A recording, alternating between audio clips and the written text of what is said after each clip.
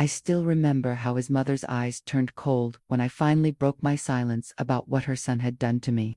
If you hadn't worn that dress, if you hadn't stayed out late, if you hadn't led him on, she spat the words at me while I sat there, bruised and broken. How could the woman who should have been my ally become the one who tried to bury my truth? I'm sharing this now because silence protects the wrong people. 20 years later, I can finally tell you what happened that night, and how the woman who raised my monster became my second tormentor. They say time heals all wounds, but some scars are meant to be shown to prove you survived what should have destroyed you. Tell me in the comments where you're listening from, and if you're a mother, stay strong, leave a like, subscribe. Before the nightmare, there was a dream. I was 22, working at a diner in Hazelwood, serving coffee to truckers and locals with calloused hands. That's where I met Ethan. He wasn't like the other men who came through those doors. His hands were smooth, his smile practiced. He left $20 tips on $5 meals and always asked about my day, like he actually cared about the answer. I'd grown up with a daddy who left and a mama who chased the bottom of whiskey bottles. By the time I met Ethan, I was hungry for someone to see me. Really see me. You're wasting away in this place, he told me on our third date. You're meant for better things, Jesse. No one had ever told me I was meant for anything. His mother, Margaret, welcomed me like the daughter she never had. Their home was something out of a magazine: polished floors, family photos in matching frames, potpourri that made everything smell like Christmas. She would hold my face between her soft hands and tell me how Ethan had finally found a good one. You're part of our family now, she'd say, serving Sunday dinners on china plates I was terrified of breaking. I always wanted a daughter. I didn't see how she hovered, how her eyes followed me, assessing. I didn't notice how Ethan's voice changed when she entered a room with her higher, like a string pulled to taut. When he proposed 6 months after we met, Margaret cried more than I did. She helped pick out my dress, arranged the flowers, addressed the invitations in her perfect script.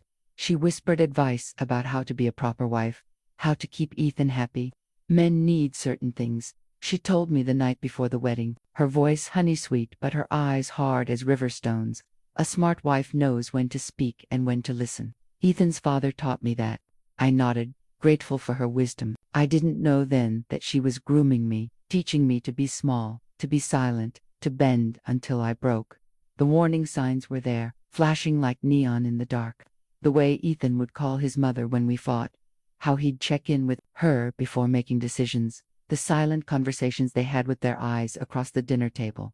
But I was so desperate to belong somewhere that I mistook control for care, possession for passion. You're the best thing that ever happened to my son, Margaret told me on my wedding day, fixing my veil with fingers that pinched just a little too hard. Don't ever forget that our family comes first, always.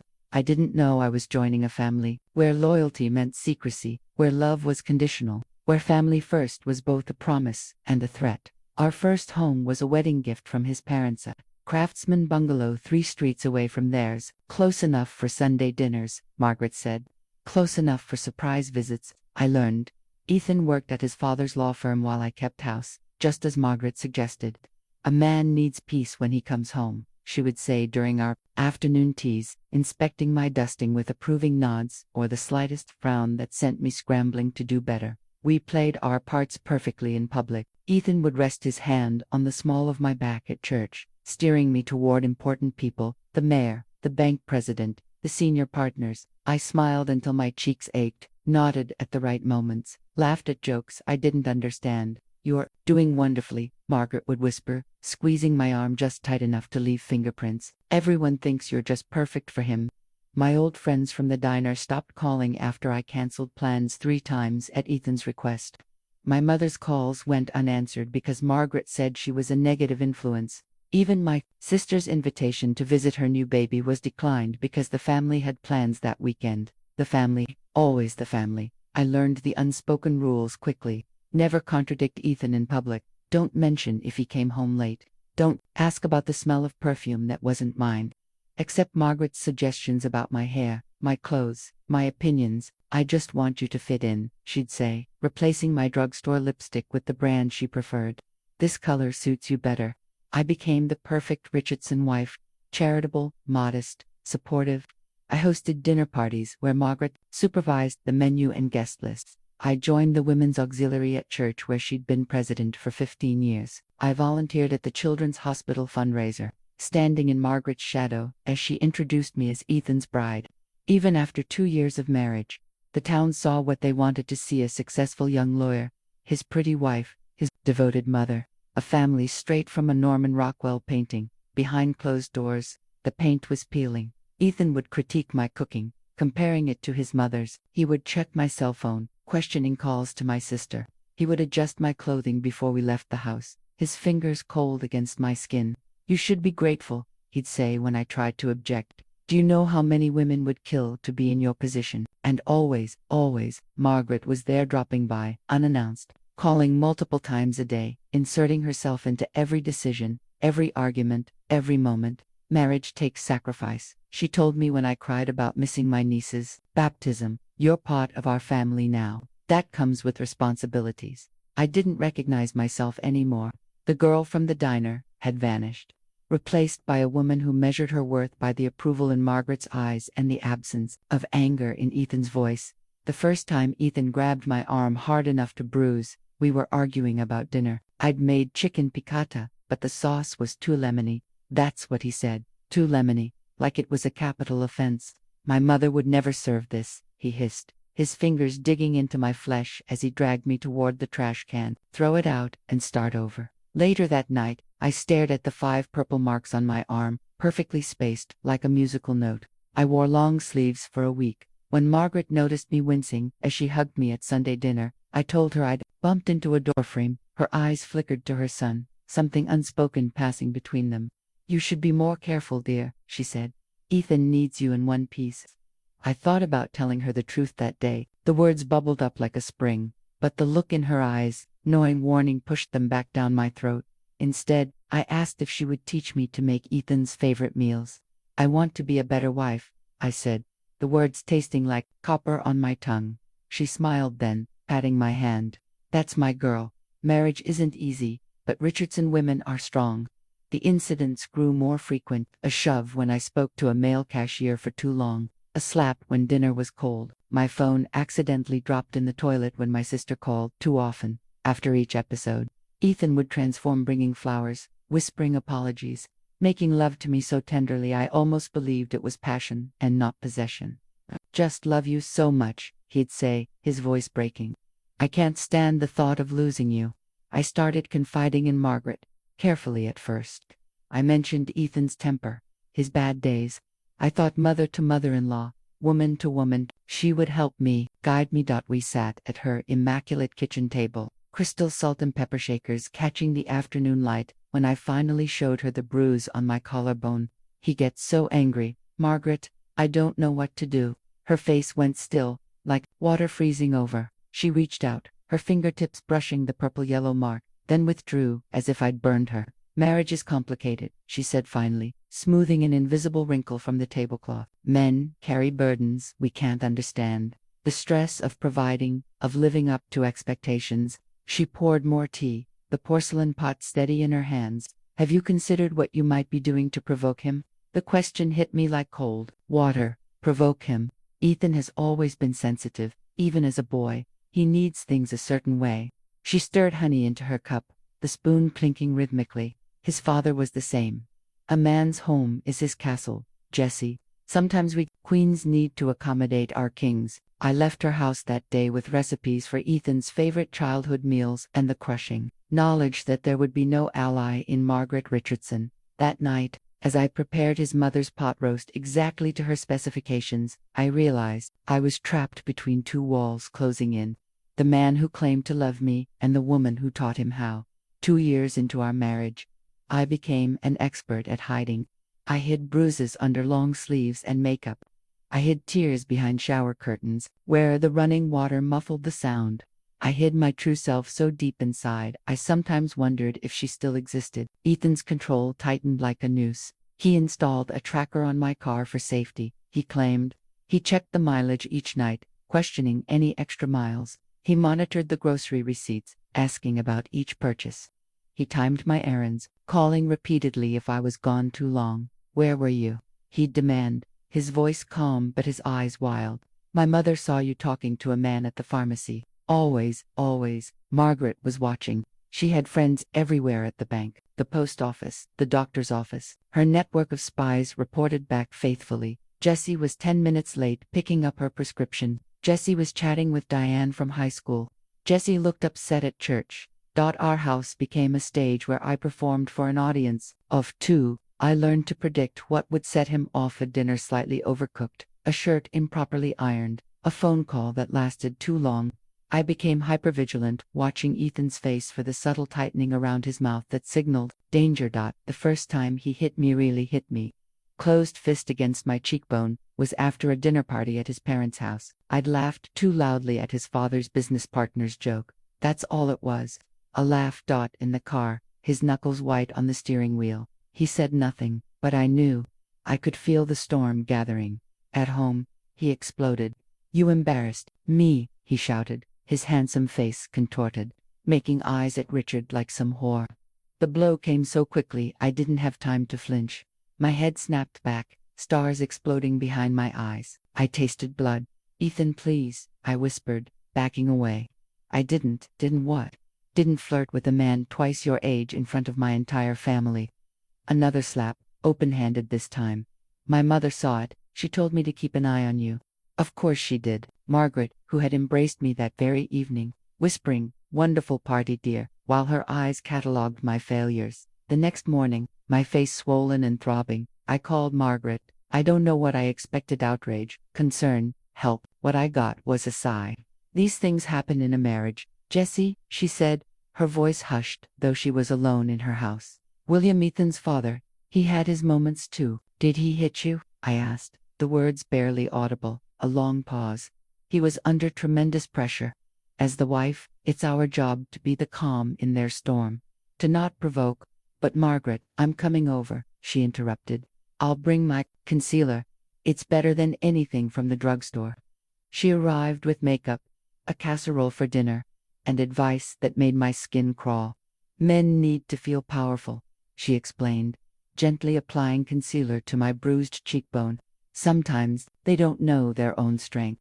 You need to be smarter, learn to read his moods. I nodded, numb, as she covered the evidence of her son's rage. The Richardson men, she said, blending the edges of the concealer. They love hard, too hard sometimes. But that's how you know it's real. She stepped back, admiring her work.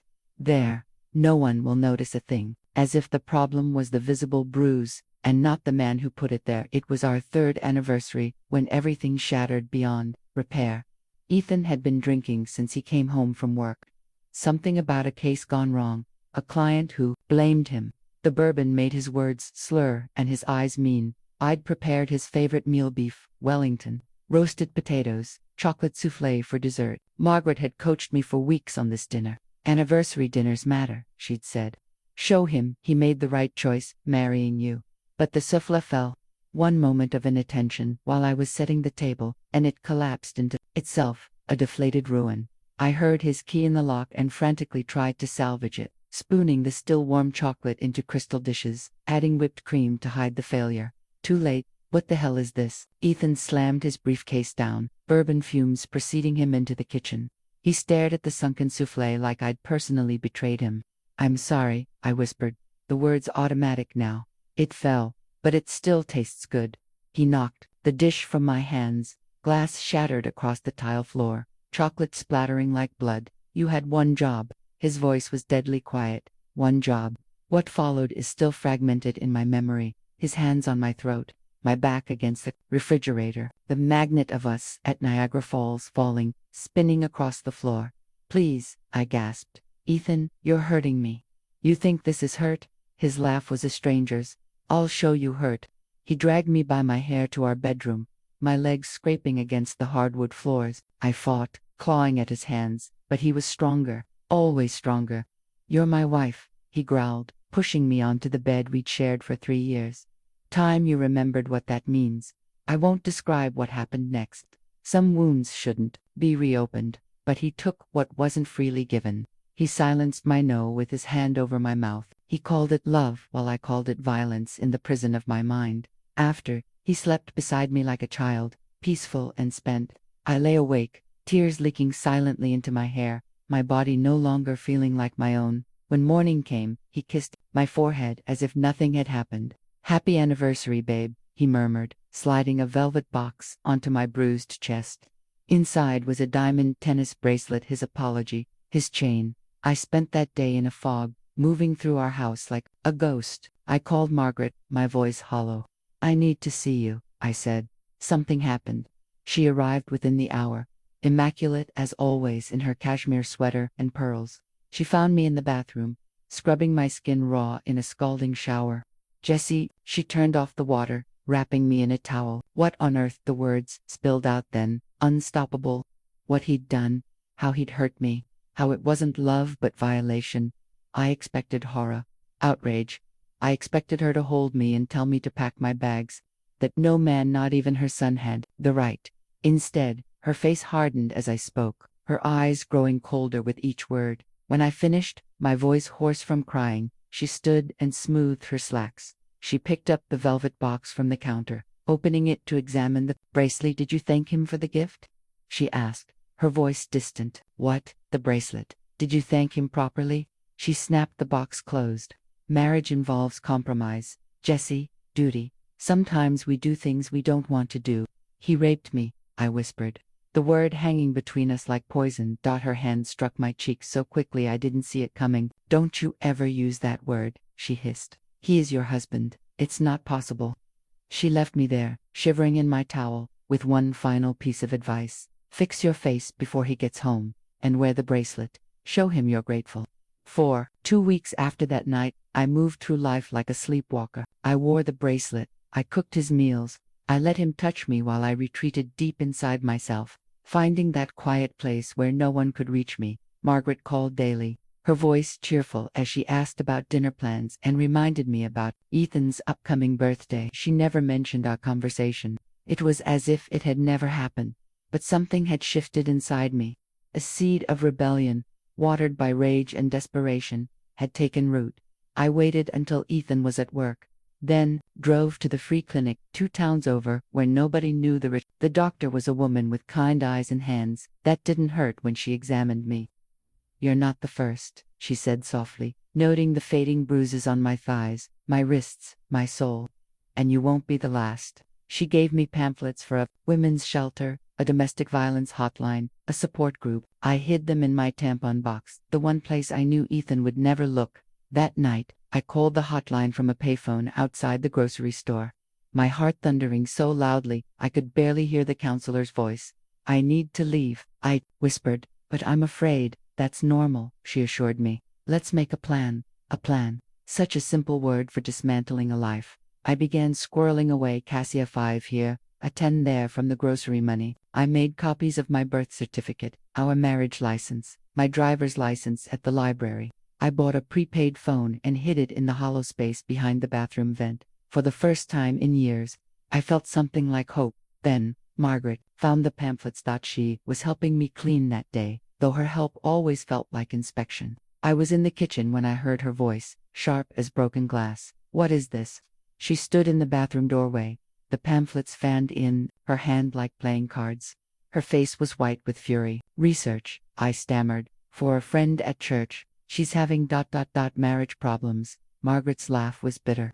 "Do you think I'm a fool? Do you think I don't know what you're planning?" She crossed the room in 3 quick strides, grabbing my wrist so hard the diamond bracelet bit into my skin. "After everything we've done for you," she hissed. "Taking you in, making you family, giving you this beautiful home. And this is how you repay us." "He hurts me, Margaret." My voice broke. "Your son hurts me. All marriages have rough patches." She tightened her grip. "My husband gave me a black eye on our 5th anniversary. Did I run? Did I shame my family? No. I worked harder to be a better wife." "That's not love," I whispered. "What would you know about love?" Her eyes narrowed. "You with your drunk mother and absent father. We gave you everything." She ripped the pamphlets to shreds, letting the pieces flutter to the floor like confetti.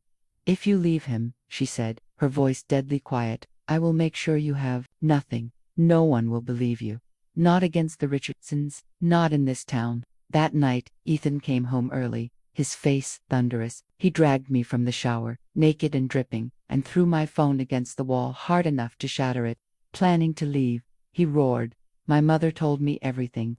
I learned then that betrayal has its own taste, metallic and sharp, like blood from a bitten tongue. You're never leaving me, he said later, his voice calm again as he stroked my hair, my body aching from fresh bruises. We're family. Till death do us part. Remember. The words sounded like a promise. They felt like a threat. After Margaret discovered my escape plan, the noose tightened. Ethan installed security cameras outside our home for protection. He claimed he took my car keys, saying the check engine light needed attention. He called every hour when he was at work, and God help me if I didn't answer. But the most painful change was how the entire Richardson family closed ranks. It started at Sunday dinner. Ethan's father, William, usually distant and preoccupied, suddenly had questions about my family, my friends before marriage, my contentment as Ethan's wife.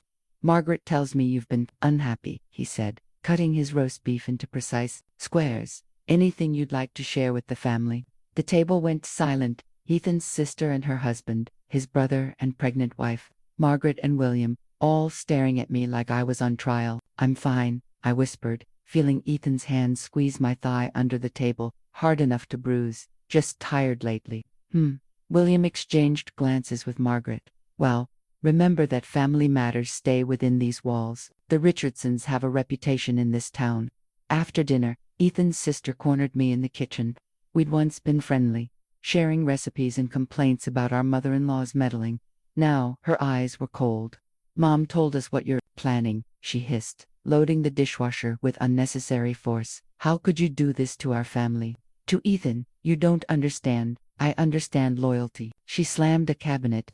If you leave him, you're dead to all of us. Later that week, I ran into Ethan's brother at the grocery store. He'd always been the kindest of the family, with a gentle smile that reminded me of what Ethan's might have been in another life. Mike, I said, relieved to see a friendly face. How's Sarah feeling? The baby's due soon, right? His face hardened. Sarah doesn't want you at the hospital when the time comes. Mother thinks it's best if you keep your distance. What? Why? He lowered his voice. Look, Jessie, we all know you're making up stories about Ethan. Mom told us everything, how you're trying to ruin his reputation, extort money, threaten the family. My stomach dropped. That's not true. Mike, you know me. I thought I did. He pushed his cart past me. Family protects family, Jessie, remember that. One by one, they turned away. Cousins who stopped calling, aunts who crossed the street to avoid me, family, friends who suddenly had no room at their dinner tables. Margaret had done her work well, spinning a tale of the ungrateful wife, the gold digger, the liar. In her version, I was unstable, vindictive, possibly unfaithful. Ethan was the long-suffering husband, the devoted son trying to save a doomed marriage. At church, women who once invited me to their Bible studies now whispered behind him at the country club, where Ethan insisted we still appear as the perfect couple. I heard snippets of conversation that stopped when I approached. Poor Ethan. She's clearly troubled. His mother says. Psychiatric help. Making up stories. The isolation was complete.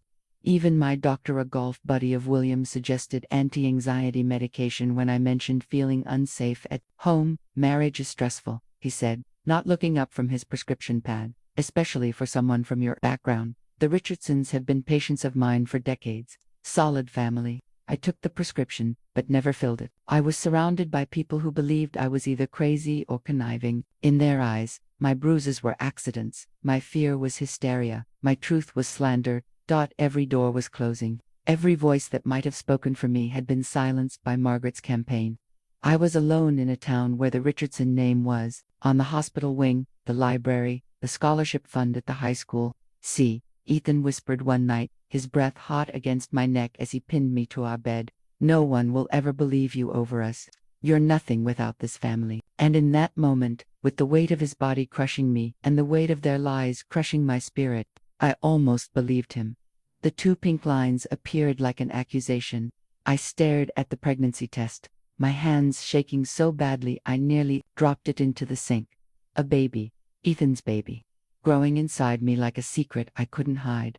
For 3 days, I carried this knowledge alone, touching my still flat stomach with wonder and terror. A child should be a blessing. Instead, Panic clawed at my throat when I thought about bringing an innocent life into our house of horrors. Would Ethan's rage touch our child? Would Margaret mold this baby into her image, the way she had shaped her son? Or, worse, would this child become a chain binding me to the Richardsons forever? I had to tell him. There was no hiding something like this. I chose a good day when his case had gone well, when he brought home takeout and wine which I pretended to sip. I waited until he was relaxed on the couch, his guard down. "Ethan," I said softly, "I have news." His eyes narrowed, immediately suspicious. "What kind of news?" "I'm pregnant." The words hung between us. "We're going to have a baby." His face transformed disbelief, then a slow smile that made my heart sink. Not joy for fatherhood, but triumph. Possession. "A baby," he repeated, reaching for me with hands that had left bruises just days before. He pressed his palm against my stomach. "My son, or daughter," I whispered. He ignored this. "We need to call Mom." Of course, Margaret would be the first to know, before the celebration could even begin. She arrived within 20 minutes, breathless with excitement. She embraced me for the first time in months, her eyes shining with tears. "A grandchild," she kept saying. "The next generation of Richard." They spoke about the baby as if I wasn't there, discussing names, family names, naturally, schools, even which sports he would play.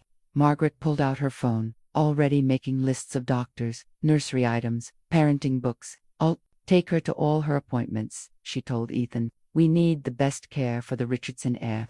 Something cold settled in my chest. This child, my child, was already being claimed by them, absorbed into the Richardson legacy before it had even drawn breath. That night, as Ethan slept beside me, his hand possessively curved around my waist, I faced the truth I'd been avoiding. I couldn't leave anymore. Not alone, but I couldn't stay. Not with a child. The next day, Margaret took me shopping for maternity clothes, her generosity returning now that I carried precious Richardson DNA. In the changing room, as I tried on a flowing top, she noticed the fading bruise on my shoulder. "Ethan needs to be more careful now," she said, adjusting the fabric to hide the mark. "Not Ethan needs to stop hurting you, but Ethan needs to be more careful. He might hurt the baby," I whispered, watching her face in the mirror. Something flickered in her eyes, concern, but not for me. "Never for me." "I'll speak with him," she said, patting my still flat stomach. "This little one is a Richardson. Nothing must threaten that." For the next few weeks, a strange peace settled over our house. Ethan's rage subsided, replaced by a hovering protectiveness that was almost worse. He monitored my diet, my sleep, my activities, all under the guise of concern for his child. Margaret was constantly present, bringing prenatal vitamins, scheduling doctor's appointments, rearranging our spare bedroom into a nursery without consulting me. "Blue or navy?" she asked, holding up paint swatches. "We don't know if it's a boy yet," I pointed out. She smiled, that tight smile that never reached her eyes. "It's a Richardson. Of course it's a boy." I realized then that this pregnancy hadn't saved MIT, had sealed my fate. In their eyes, I was just a vessel now, carrying the precious next generation. My purpose was fulfilled. My voice mattered, even less. But as the weeks passed and morning sickness gave way to the first flutter of movement inside me, something else grew alongside my child. Determination. This baby deserved better than a father who solved problems with his fists and a grandmother who enabled abuse. This baby deserved freedom. And so did I. By my 4th month of pregnancy, I had a plan. I'd been saving against quarters from the laundry money, dollars from the grocery budget, hiding cash in a hollowed-out pregnancy book that Margaret had given me. The irony wasn't lost on me. I made a friend at my prenatal yoga class, a woman named Diane, who wasn't from our town and didn't worship at the altar of the Richardson name. I used Margaret's phone to call her, since mine was monitored, claiming I needed birthing class information. "I need help," I whispered during one call, while Margaret was in the bathroom. "My husband, it's not safe." Diane didn't ask questions. She simply said, "My sister runs a shelter in Columbus, 2 hours away. When you're ready, call me." I memorized her number, then deleted it from Margaret's phone. My chance came during my 5th month. Margaret had a charity luncheon, and Ethan was due in court all day. I packed a small bag and hid it under the back porch, called a taxi using the neighbor's phone when she stepped out to get her mail, and waited with my heart thundering in my chest. The taxi was 3 minutes away when Margaret's car pulled into the driveway. "Surprised," she called, coming through the front door with shopping bags. "I left the luncheon early. Found the most adorable baby clothes." She stopped when she saw me fully dressed, purse in hand, face pale with shock. "Going somewhere?" Her voice was light, but her eyes were calculating, taking in my appearance. "Just for a walk," I stammered. "Doctor said it's good for the baby." Her smile didn't reach her eyes. "In this heat, I don't think so." She set down her bags. "Let's look at what I bought instead." I heard the taxi honk outside, once, twice, then drive away, taking my chance with it. Margaret's phone rang. She answered, turned away, but I heard Ethan's name, heard my name. When she hung up, her face was a mask of disappointment. Jessie, she sighed. "Did you really think we wouldn't know?" My blood ran cold. "No, what?" "About your little plan." She opened her purse, pulled out a slip of paper, Diane's name and number. "Did you think I wouldn't check my call history? That I wouldn't wonder why you suddenly needed to talk to your yoga friend so urgently?"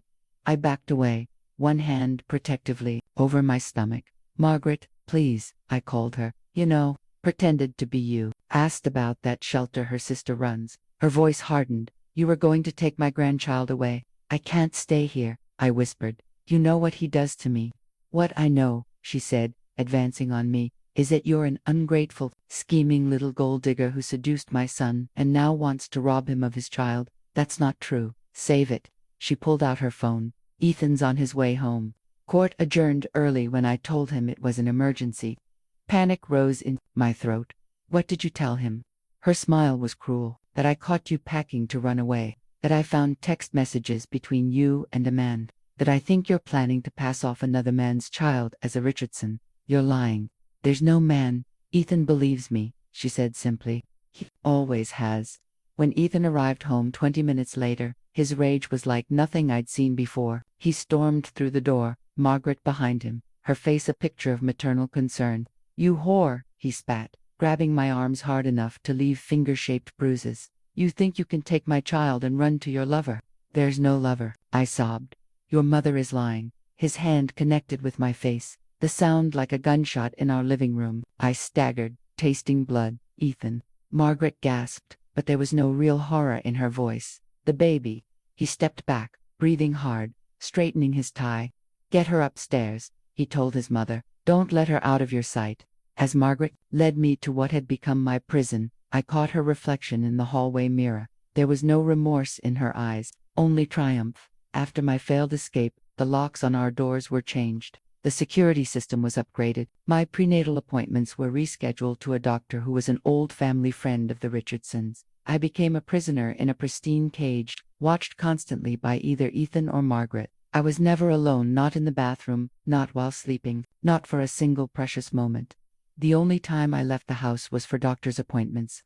With Margaret at my side like a warden, she answered questions for me, explained away my weight loss, my silence, the fading bruises. "She's having such a difficult pregnancy," Margaret would tell the new doctor, patting my hand with false tenderness, "so emotional. We're keeping her calm at home." The doctor, an older man who had delivered Ethan and all his siblings, would nod sympathetically. "First-time mothers often struggle. The hormones, I had given up hope. I carried my growing child and whispered promises I didn't believe I could keep. "I'll protect you somehow. We'll get away someday." Then, in my 7th month, everything changed because of a substitute ultrasound technician. Her name was Lucy. She was filling in while the regular technician was on vacation, a fact that clearly annoyed Margaret, who preferred the predictability of people within her sphere of influence. "I don't think we've met," Lucia said warmly, ignoring Margaret's tight smile. "I'm Lucia. I'll be doing your scan today." As she spread the cold gel on my swollen belly, she chatted casually, but I noticed how her eyes lingered on the bruise peeking from my sleeve, how she frowned at my too-thin wrists, my hollow cheeks. "Could you give us a moment?" Lucia asked Margaret suddenly. "I need to check something that requires the mother to be in a different position." "I'm staying," Margaret said firmly. "I'm her mother-in-law. We have no secrets." Lucia's smile remained professional, but her eyes hardened. "Actually, ma'am, it's protocol. Patient privacy. Just for a moment." Before Margaret could protest further, a nurse appeared at the door. "Mrs. Richardson, there's a call for you," at the front desk. They say it's urgent about your husband. Margaret hesitated, torn between surveillance and concern for William. I'll be right back, she warned me. Then followed the nurse. The moment she was gone, Lucia's professional demeanor shifted. She leaned close, her voice urgent. Are you safe? At home? The question so direct, so unexpected, broke something inside me. Tears spilled down my cheeks before I could stop them.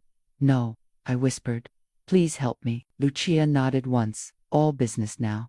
Listen carefully. There's a clinic that helps women like you. I volunteer there. They can get you out, help you disappear. I've tried. They watch me constantly, I know.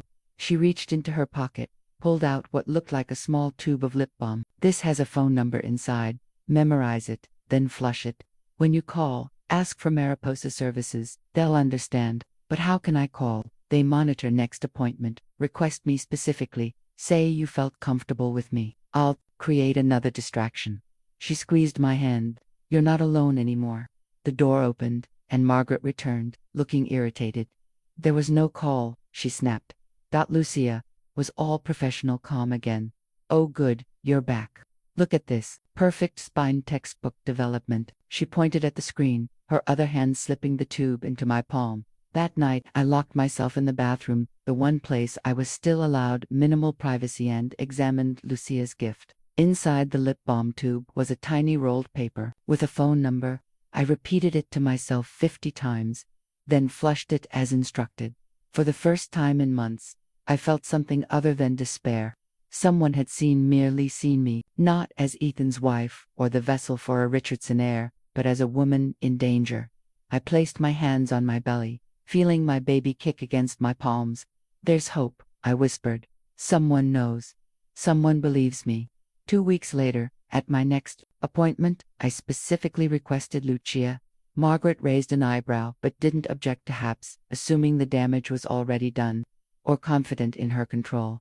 What Margaret couldn't have known was that Lucia had spent those 2 weeks setting wheels in motion, wheels that would finally free me from the Richardson family's grip. At 8 months pregnant, I waddled rather than walked, my body no longer my own in more ways than one. The baby a boy, as Margaret had predicted with smug certainty. Constantly, as if sharing my desperation to escape, Ethan's violence had transformed into something more controlled during my pregnancy. Instead of explosive rage, he exerted his power through icy silence, withholding food if I displeased him, forgetting my prenatal vitamins, keeping me awake all night with endless questions about my non-existent infidelity.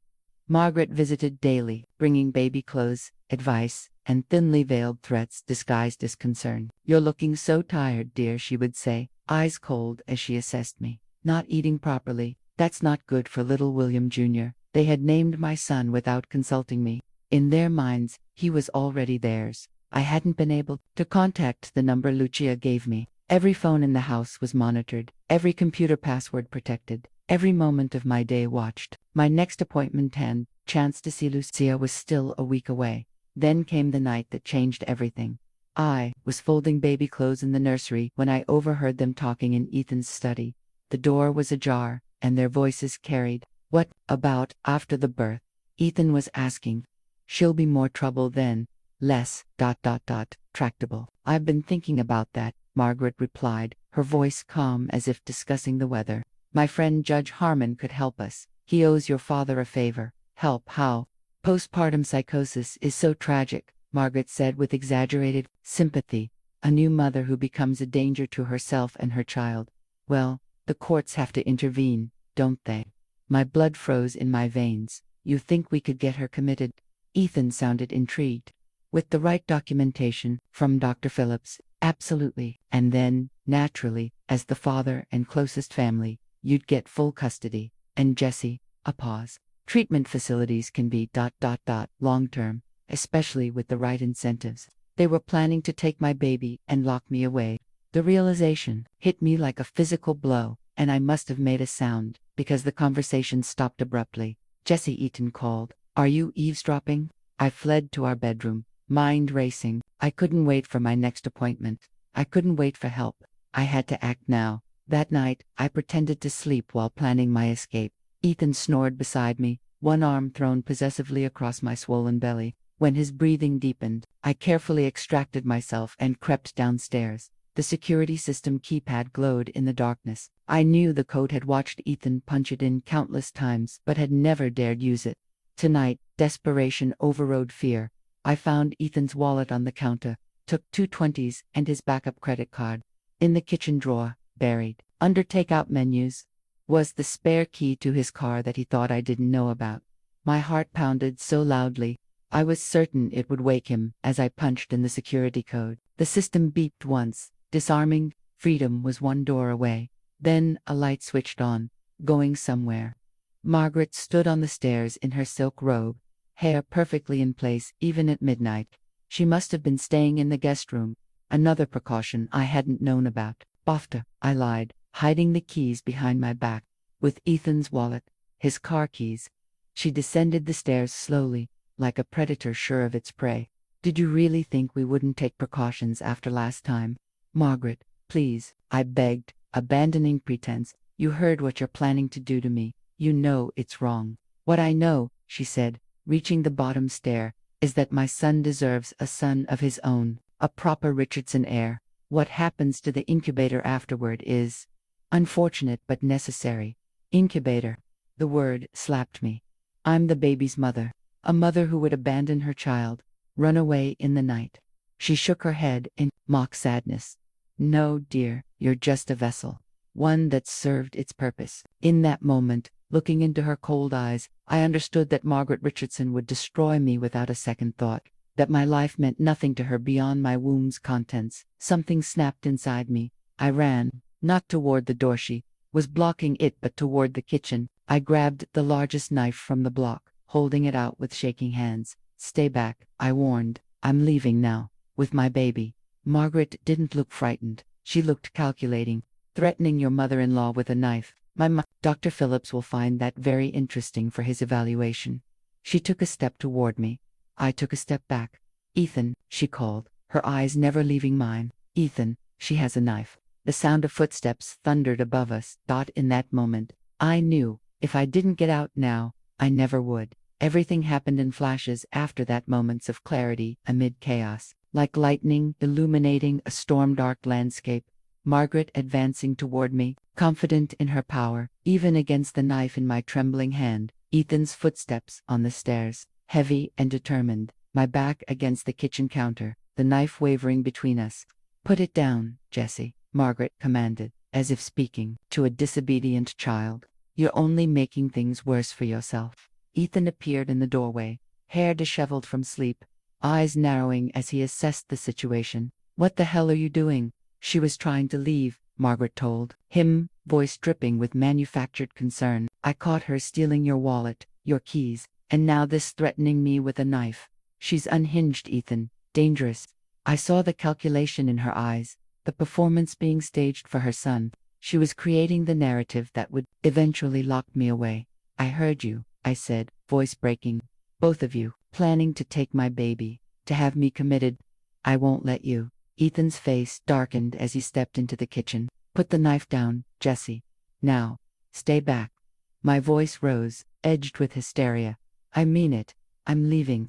He lunged for me suddenly, faster than I could react. His hand closed around my wrist, twisting until pain shot up my arm. The knife clattered to the floor. You stupid bitch, he hissed, shoving me against the counter. You think you can threaten my mother? Take my son. His hand closed around my throat, thumb pressing against my windpipe. Spots danced in my vision as I clawed at his fingers. Ethan. Margaret's voice cut through the roaring in my ears. Not like this. Think of the baby. His grip loosened just enough for me to gasp a breath. Through tears, I saw Margaret pick up the knife, placing it carefully on the counter behind her. We need to call Dr. Phillips, she said calmly. Have her sedated. This episode proves everything we discussed. No, I wheezed, still fighting Ethan's grip. Please. Something caught my eye, then a flash of light through the kitchen window. Headlights, turning into our driveway. Ethan saw it too. Are you expecting someone? He asked his mother, momentarily distracted. Margaret frowned, moving toward the window. At this hour, no. The doorbell rang. 3 sharp chimes that cut through the tension like a knife. Police opened up. The shock on their faces mirrored my own confusion. Ethan's grip slackened further as a heavy knock followed. Police, We received a 911 call from this address. Margaret recovered first. I'll handle this, she said, smoothing her robe. Ethan, take her upstairs. Quietly. But as Ethan began dragging me toward the stairs, another voice called through the door, one I recognized. Jesse Richardson. It's Lucia from the clinic. Are you in there? Are you safe? Lucia, my guardian angel, with strength I didn't know I possessed. I twisted from Ethan's grasp and screamed with everything in me. Help, help me. What followed was chaos. The front door splintering as police forced their way in. Margaret's indignant protests. Ethan lunging for me again, only to be tackled by an officer. Lucia rushing to my side, her arm around my shoulders as I collapsed, sobbing. How? I gasped. How did you know? You missed your appointment, she said simply. I called the emergency number we set up for you. When no one answered, we implemented the protocol. The protocol. The distraction at my last appointment hadn't just been to get Margaret out of the room, it had been to place a hidden panic button in my purse. A button I never got to use, but whose silence had spoken volumes. Mrs. Richardson, a female officer, said gently, helping me to a chair.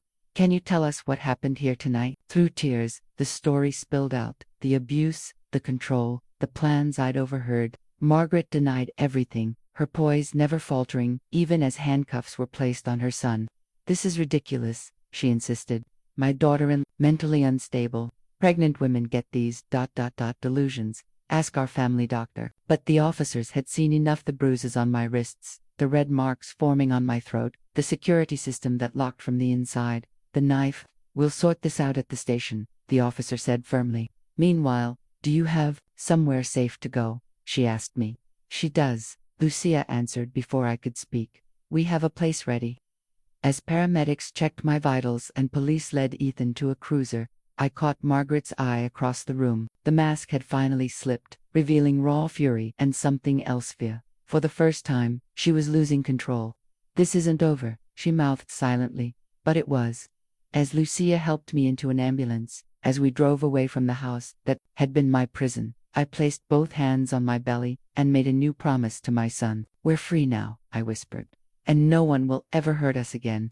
I didn't know then how hard Margaret would fight to prove me wrong. The women's shelter was nothing like I'd imagined. Instead of a sterile dormitory, it was a sprawling farmhouse, 30 miles from town, surrounded by fields and a security fence. My room had sunshine yellow curtains and a handmade quilt.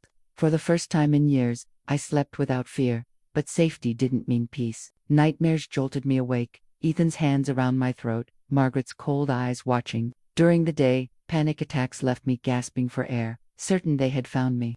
This is normal, my counselor Teresa assured me. Your body is processing the trauma now that it's safe enough to do so.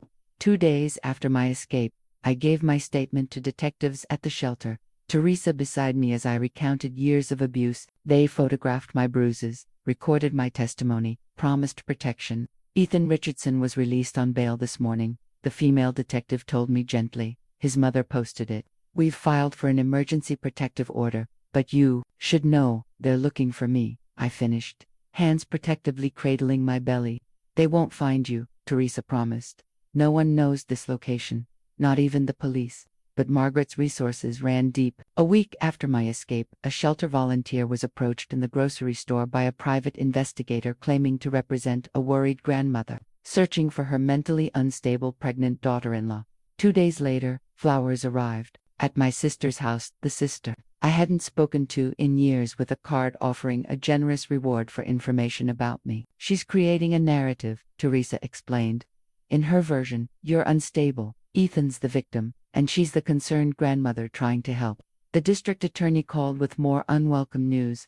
Mrs. Richardson, I want to be straight with you. The case against your husband isn't as strong as we'd like, without prior police reports or medical records documenting the abuse. But the bruises, I protested. The security system, what the officers saw that night. His lawyer is claiming you attacked his mother with a knife, and he was defending her. Margaret Richardson's statement backs this up.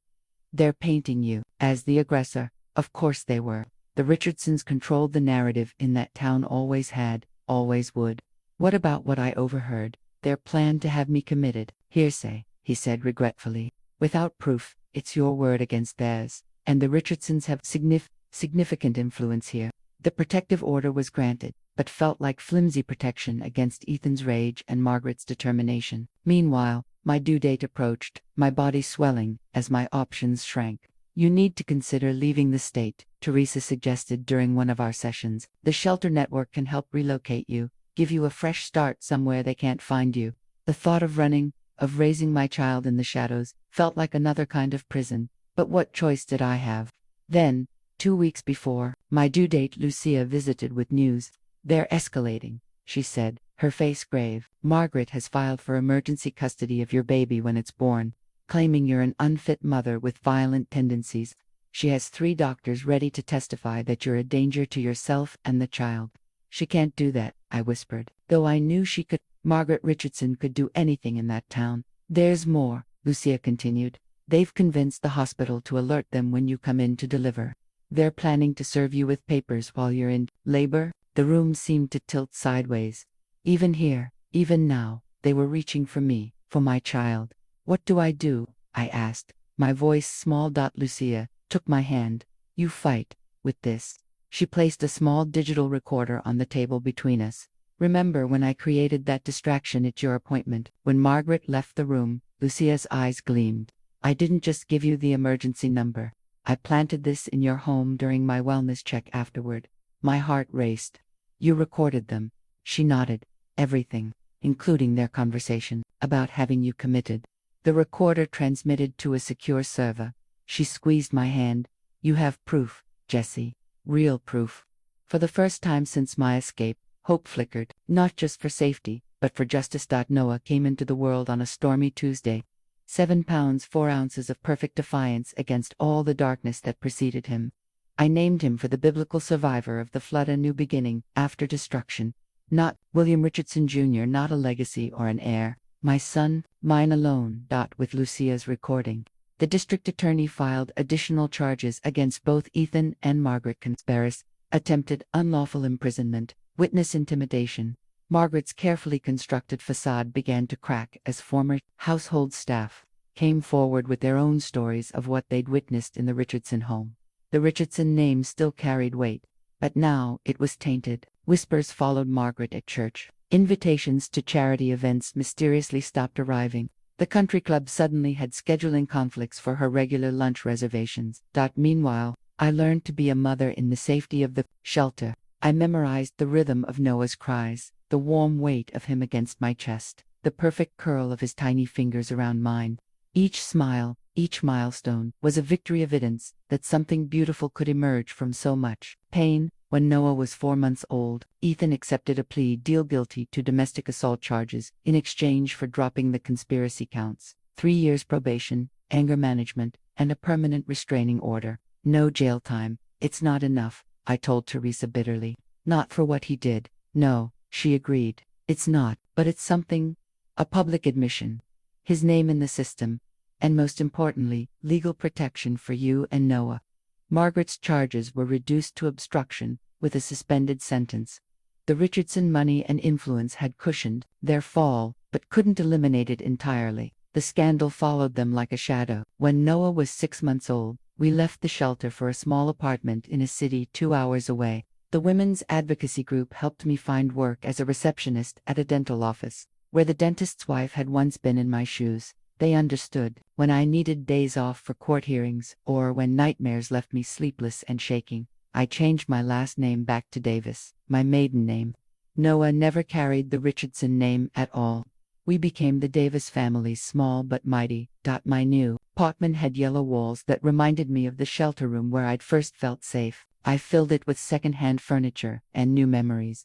Noah's first steps happened in that living room, across a thrift store rug patterned with sailboats. His first words, "Mama" and "up and more," echoed against walls that had only ever heard laughter and lullabies, never screams or threats. I made friends slowly, cautiously. My neighbor Ava, a single mother with a daughter, a year older than Noah.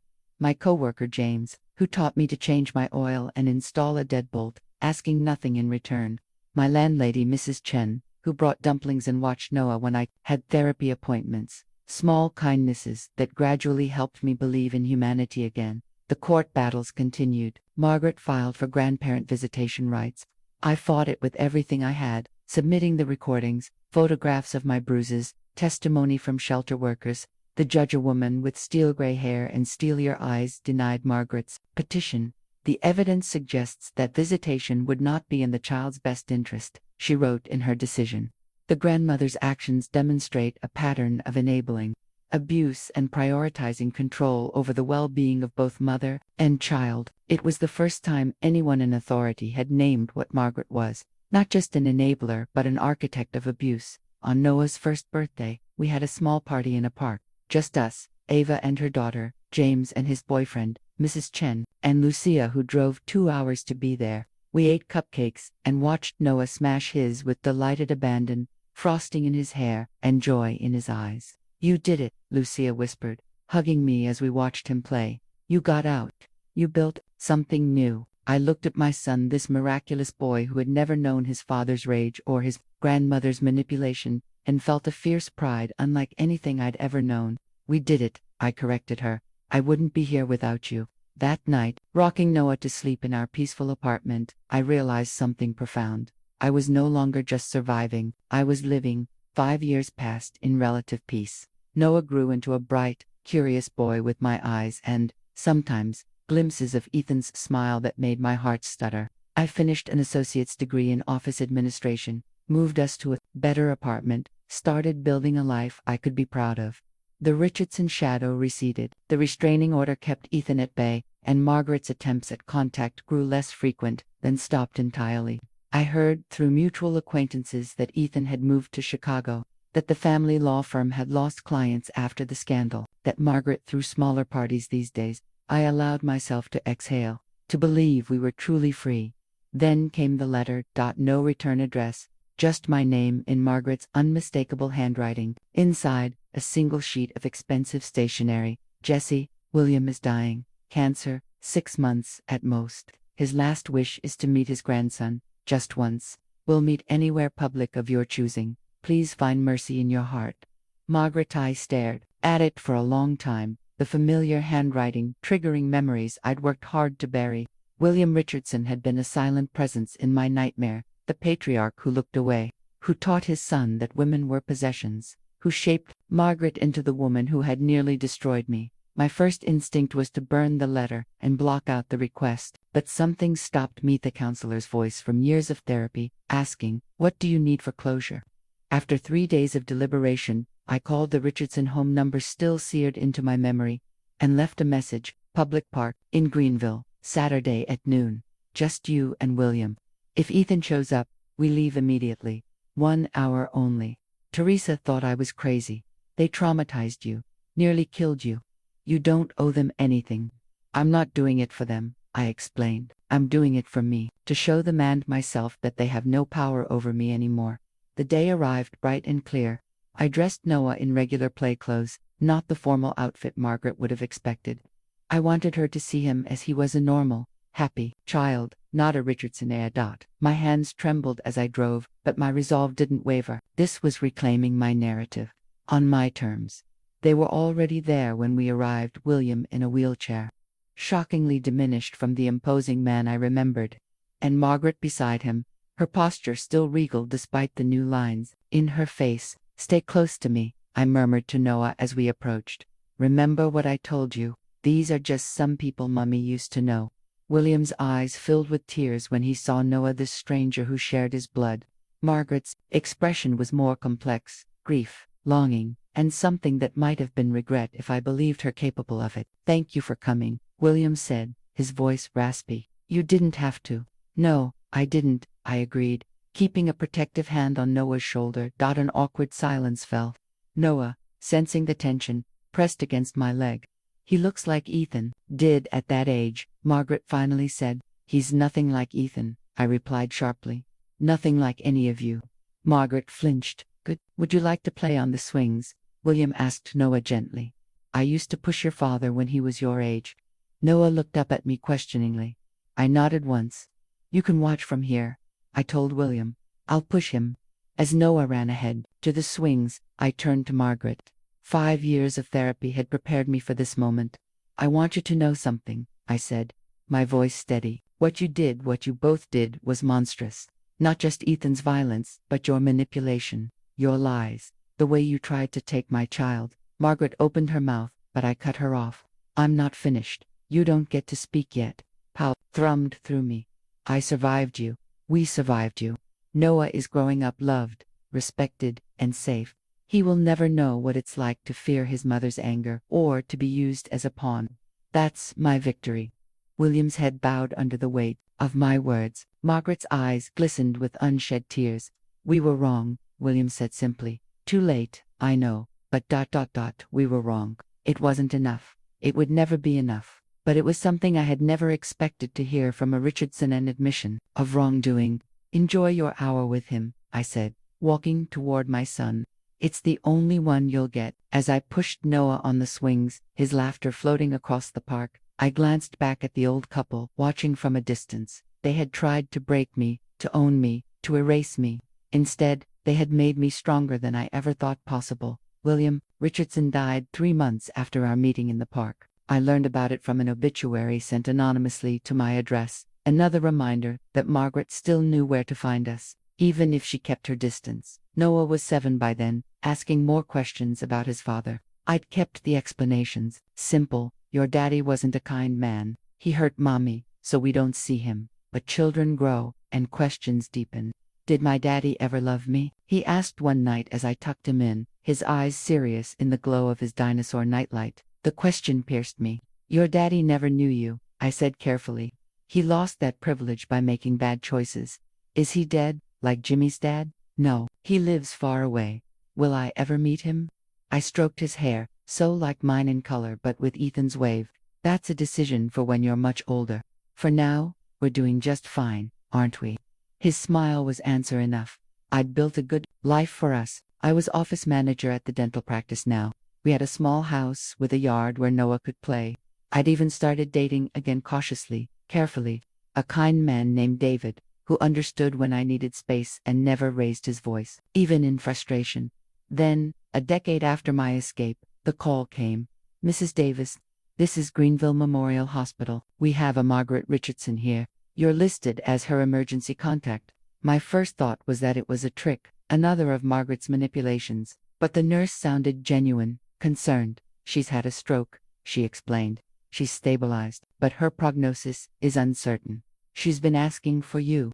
10 years of therapy had taught me about boundaries, about choosing my involvement rather than being manipulated into it. I could say no. I could hang up and continue my life, untouched by the Richardsons' drama. But something pulled at me, not obligation, but curiosity. What could Margaret possibly want after all this time? I'll come tomorrow, I decided, alone. I left Noah with David, promising to be back by dinner, and drove the familiar highway to Greenville.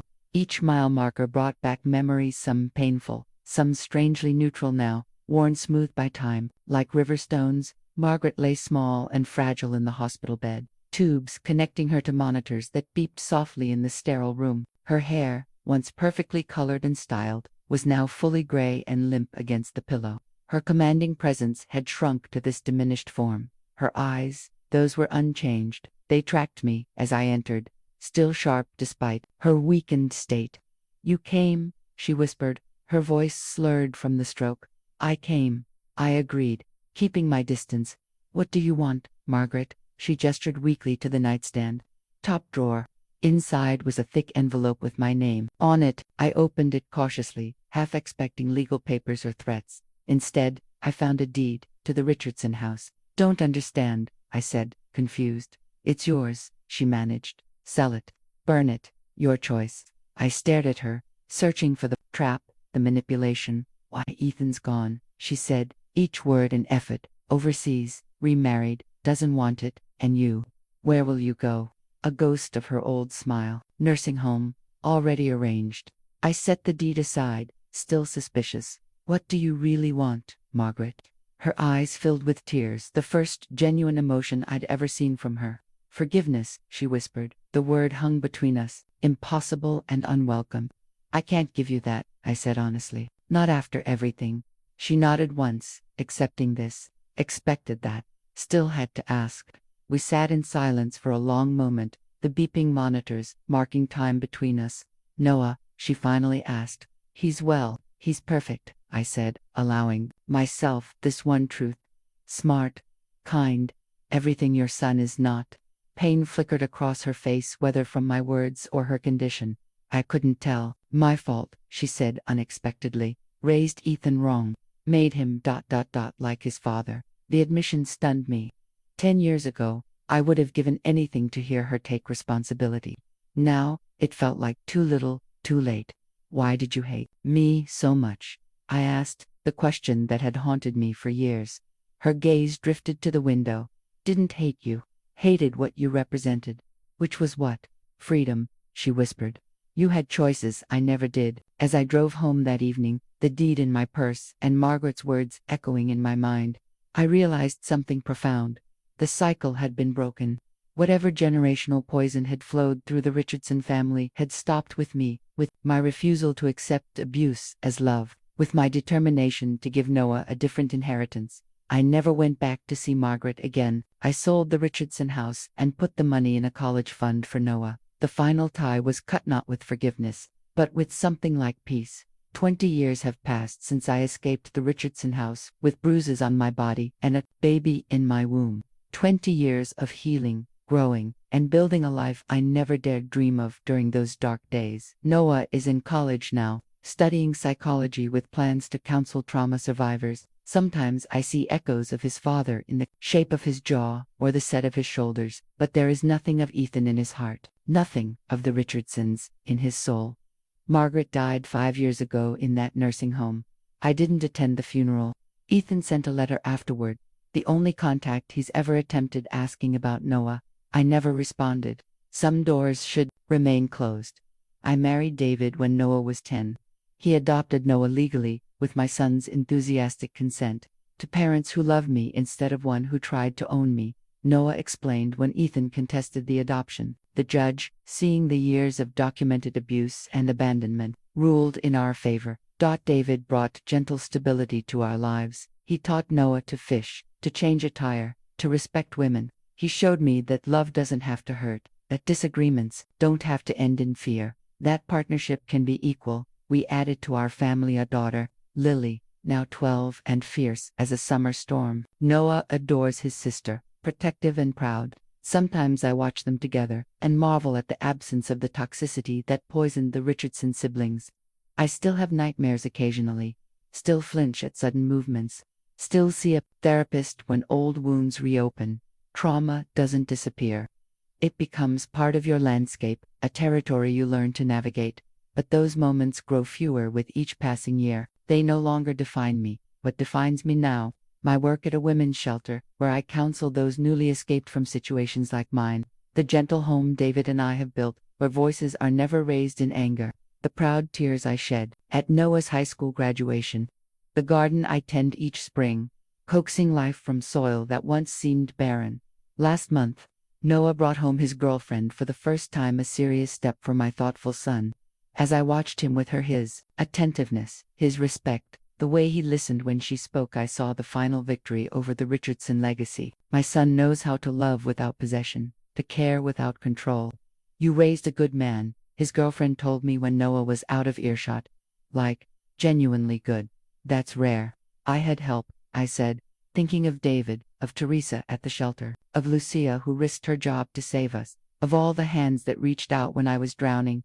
Sometimes people ask if I regret those years with Ethan, if I wish I could erase that chapter of my life. The question always surprises me. How can I regret what shaped me? How can I wish away the fire that forged my strength? Without those years of darkness, would I recognize the light? Without that pain, would I value this peace? Without that fear, would I understand true safety? I don't believe suffering has purpose. I don't think pain makes us better. But I know that surviving it can reveal depths of courage we never knew we possessed. To those of you listening to my story, who see your own reflection in my words, who recognize the isolation, the gaslighting, the fear, I want you to hear me clearly. You are not alone. You are not crazy. You are not to blame. And most importantly, there is life after escape. Rich, full, joyful life. It won't be easy.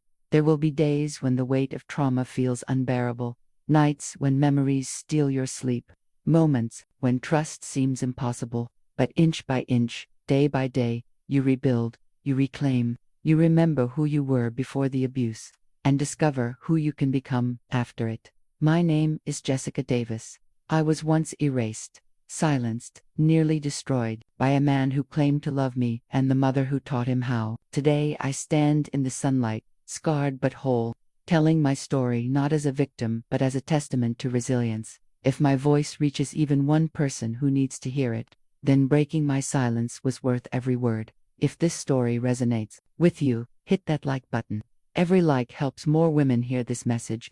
Subscribe to this channel if you believe in second chances. Leave a comment with the words, "I survived," so I know you're out there too.